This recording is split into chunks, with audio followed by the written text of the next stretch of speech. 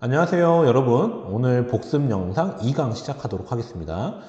복습 영상 2강은요 중국 고대사를 중심으로 간략하게 한번 살펴보겠습니다.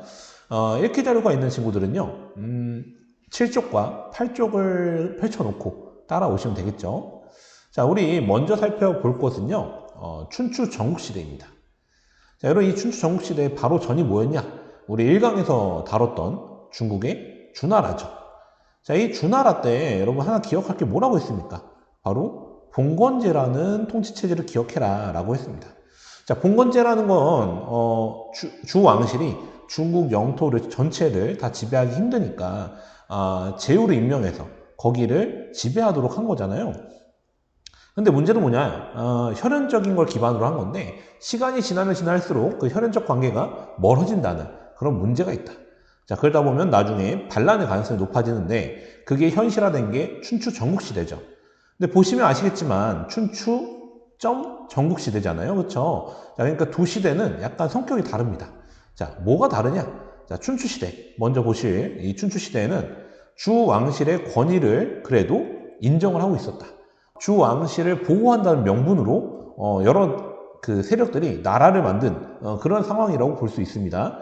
그 대표적인 국가가 춘추 5패라고 하죠. 그래서 뭐 제황공부터 월왕 구천까지 대표적인 국가가 있었다라는 겁니다. 자, 근데 전국시대로 가면서 상황은 좀 달라진다. 이제 주왕실이고 뭐고 본인들의 생존이 더 중요해지는 상황이 됩니다. 그래서 주왕실을 중심으로 한 질서가 더 이상 의미가 없어진다. 자, 이때를 주도한 주요 국가들이 바로 전국 7홍이라고 합니다. 뭐 진부터 해서 영까지 이렇게 있죠. 자, 춘추 시대부터 전국 시대로 넘어오면서 어떤 또 변화가 있느냐? 점점 나라들의 영토 경계가 좀 명확해지는 그런 상황으로 발전한다는 거죠. 자, 그러다 보니까 이제 여러 국가들이 더욱더 치열하게 경쟁을 하면서 전쟁도 장기화되고 이제 군사력도 막 늘어나고 그렇게 많은 변화가 생긴다는 거 아시면 되겠죠. 마지막으로 하나 더 아실 건 뭐냐면 요 시기에 워낙 다양한 사건들이 있다 보니까 많은 고사성어가 이 시기에서 유리했는데 본 수업 때 여러분 오왕 합류와 월왕 구천 사이에 이야기 한번 한 적 있죠. 와신상담이라는 그런 고사성어도 요 시대를 배경으로 했다라는 거 하나 기억하시면 좋습니다. 자, 어쨌든 간에 이 시기가 워낙 치열한 경쟁의 시대다 보니까 중요한 게 뭐냐? 그 시대에서 승리하기 위해서는 인재를 등용해야 된다는 거죠. 자, 그 시대의 인재, 네 글자로 뭐라고 하느냐? 우리 여러분 잘 아시죠? 윤사 듣는 친구도 있으니까요. 바로 제자백가라고 한다. 자, 제자백가라고 하는 다양한 인재들은요, 사실 엄청나게 그 부류가 많습니다. 근데 우리는 뭐 윤사 시간은 아니니까 대표적으로는 네 가지 학파만 좀 보자라고 했죠. 자, 첫 번째가 뭐냐? 유가. 두 번째는 법가, 세 번째는 도가, 네 번째는 묵가가 있다라고 했습니다. 자, 여기서 유가를 만든 공자 같은 경우, 자, 인이라는 걸 강조해서 자, 이런 걸 함양한 군자를 배양하려고 했다라는 거죠.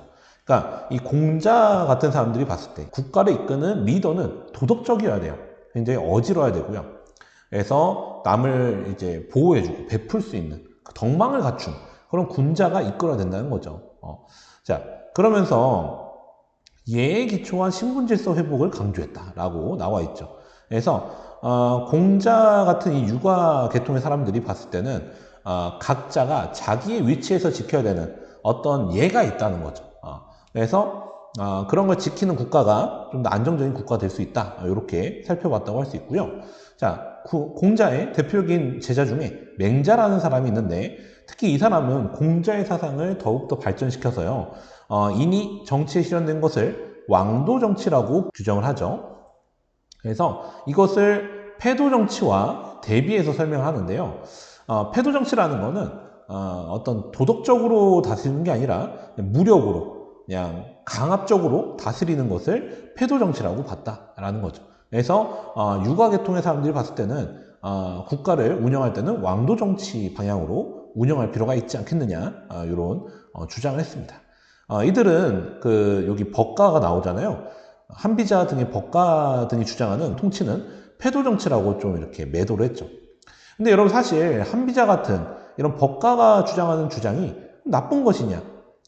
전혀 나쁜 게 아닙니다. 이렇게 관점이 다른 거죠. 자, 법가는 뭐라고 하느냐? 국가를 다스리는데 어떤 리더의 도덕성에만 의존하기에는 불완전하다. 왜냐하면 여러분 군자가 항상 도덕적이지 않을 수 있습니다. 자, 그러면은 그냥 그걸 넉넉히 봐야 되느냐? 그게 아닌 거죠. 법가는 뭐라고 하느냐?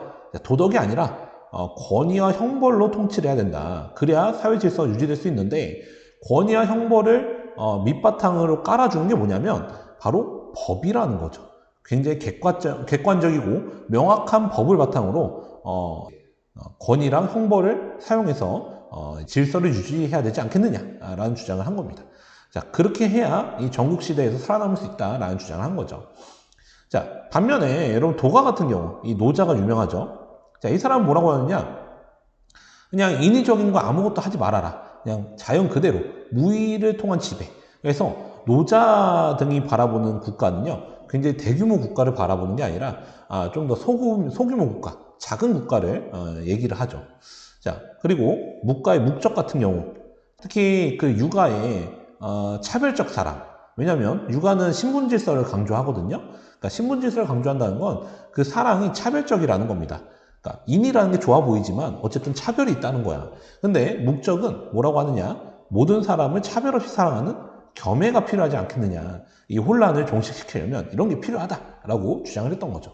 근데 사실상 사실 이 노자나 묵적의 주장은 좀 유토피아적인 주장일 수 있는 거죠. 그래서 많은 당시에 전국시대 국가들은 육아나 법가에 따른 통치를 많이 했는데 특히 이때 이 법가 사상을 받아들인 진나라가 전국을 이제 통일하게 되죠.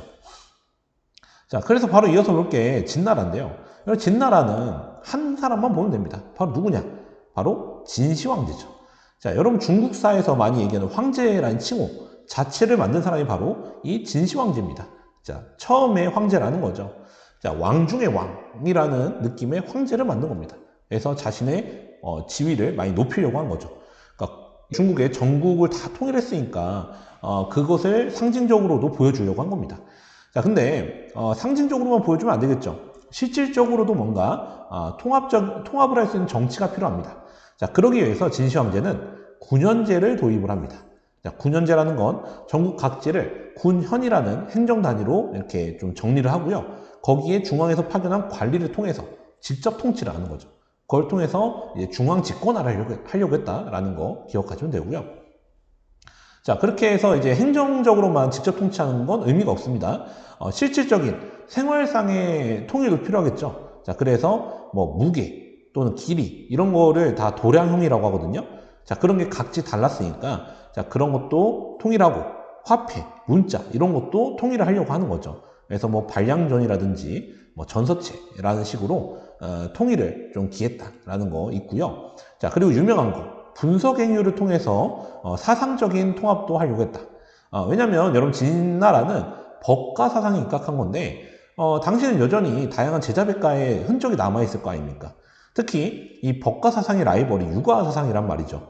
그래서 유가 사상들이 계속 남아있다 보면 법가적 통치라는데 걸림돌이 될 수밖에 없습니다. 자, 그래서 이 진시황제는 강압적인 통치를 하게 된 거죠. 그래서 유학자들을 모아가지고 이제 땅에 묻어버리고, 그 다음에 유학자들이 만든 어떤 그런 서적들을 다 불태워버리는 그런 강경책을 전개를 했습니다. 자, 이렇게 하면서 굉장히 강력한 중앙 집권 국가로 발돋움을 하죠. 자, 외부적으로도 여러분 흉노라는 굉장히 위험한 북방 민족이 있었거든요. 자, 그들을 몰아내고 북방에 만리장성이라는 여러분 유명한 건축물을 이렇게 장성을 쌓고 외부적으로도 이제 방비를 하는 그런 모습을 보여주죠. 근데 만리장성까지는 그래도 필요했다고 볼 수 있는데요.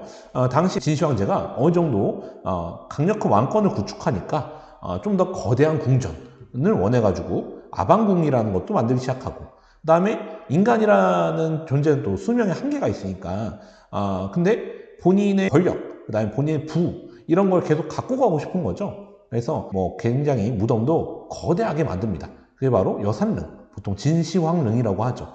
자, 이런 걸 만들었던 겁니다. 근데 진시황이 불로초 찾아다니면서 마지막에 노후를 보냈는데 결국 죽죠. 어쩔 수 없습니다. 자, 이 진시황이라는 카리스마가 넘치는 이 군주가 죽으니까 그동안 억눌려 있던 백성들의 불만이 터져 나옵니다. 자, 그래서 이세 황제 시기에 바로 진승5강의 난으로 분출이 됐던 거죠. 자, 그렇게 되면서 진나라가 멸망을 하고 말았다라는 거죠. 자, 그 이후에 혼란한 시기를 주도했던 게 보통 항우나 유방이라는 인물인데 이 초안지에서 이긴 거는 유방이라는 인물입니다. 자, 이 유방이라는 인물이 이기면서 한나라를 이제 세우게 되는데 처음에는 아직까지는 좀 혼란한 시기잖아요. 그래서 완벽하게 지방을 중앙에서 통제할 수가 없었기 때문에 이제 봉건제와 군현제를 절충한 군국제라는 방식으로 나라를 다스리려고 했다라는 거 하나 나와 있고요. 근데 그러다가 이제 점점 이제 정권이 안정화되겠죠. 그러다가 이제 무제 시기에 이르면 이제 한나라의 중앙 집권 체제가 완성된다라는 게 나와 있습니다. 기본적으로 통치 이념은 유교를 이제 따라가죠. 그러니까 진나라는 법가 중심의 나라였다면 한나라는 유교를 바탕으로 한 국가였다라는 차이점이 있습니다. 자, 그러면서 실질적으로 나라를 통치하는 건 군현제를 바탕으로 했다라고 나오죠.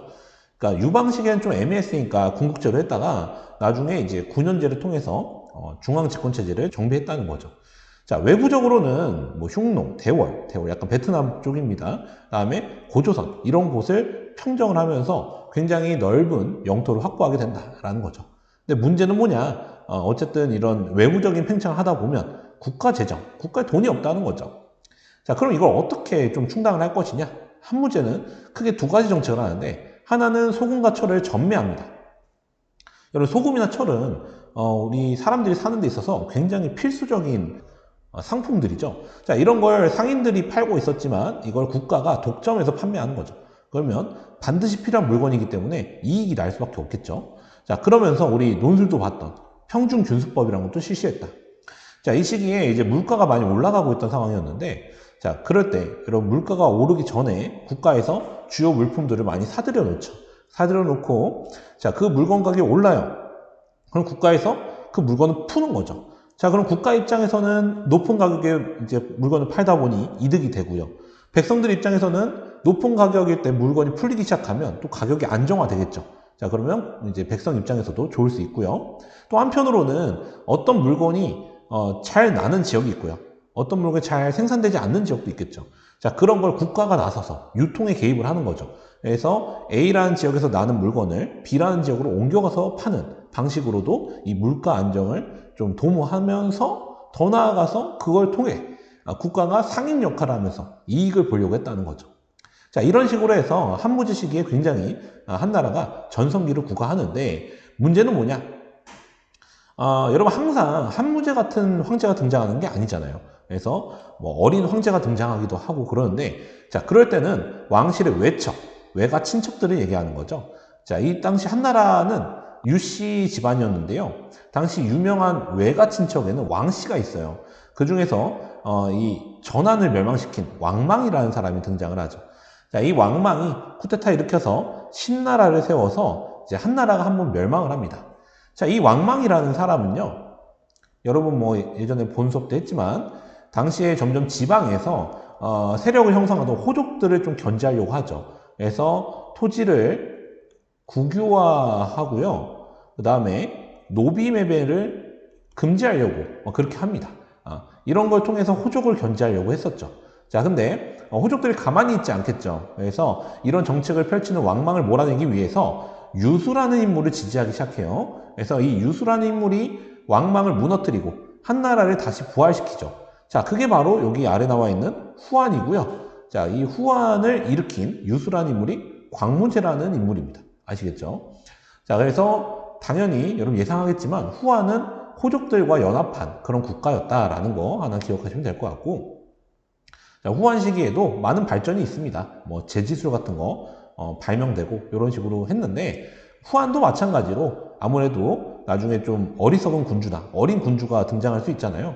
자, 그러다 보니 왕을 옆에서 보좌하는 환관이나 또는 아까 전한처럼 왕실의 외가 친척들이 좀 권력 남용을 합니다.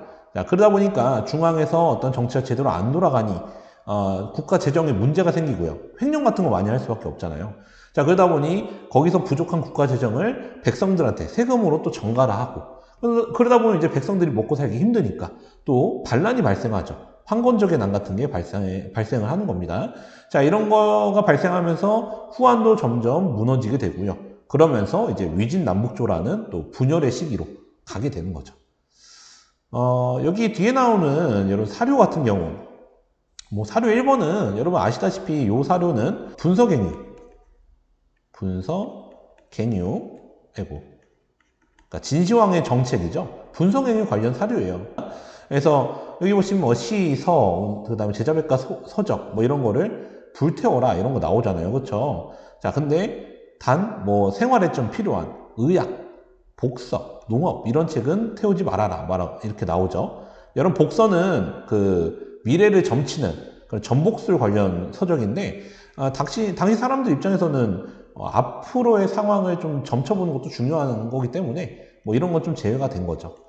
그래서 요 사료는 한번 보시고요. 사료 2번은 우리 논술로 봤으니까 여기서는 쌤이 특별히 다시 보진 않겠습니다. 그래서 오늘 2강 복습 영상은 여기서 마무리하도록 하고요. 질문이 있으면 언제든지 쌤한테 질문하도록 하세요. 자, 수고했습니다, 여러분.